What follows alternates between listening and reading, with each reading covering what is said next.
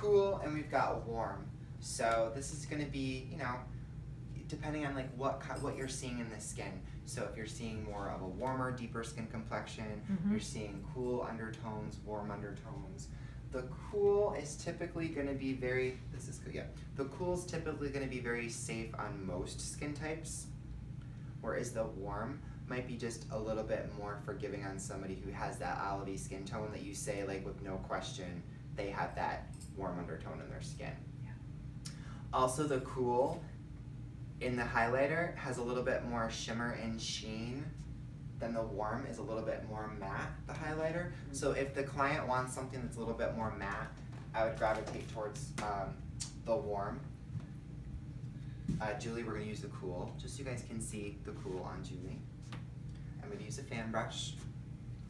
What I love about this brush is that it just keeps everything applied very lightly because it forces a very light hand, and because it's spread out, it just applies it right in that nice general area where you need it instead of applying it too harsh. So it kind of like cuts your blending in half.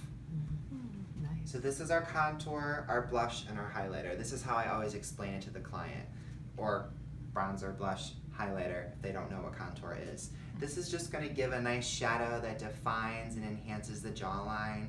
We're going to be lifting the apple of the cheek. So I'm just going to kind of wand my fan brush in here.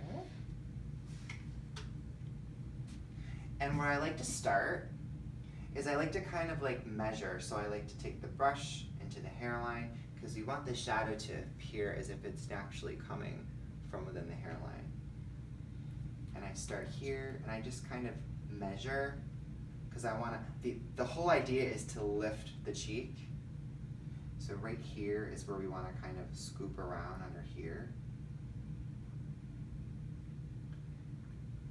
And what's great about using this brush is that I don't have to worry that I'm going to apply too much product on her skin because this is just applying it very light. And I'm just kind of curling it down right around underneath her cheek.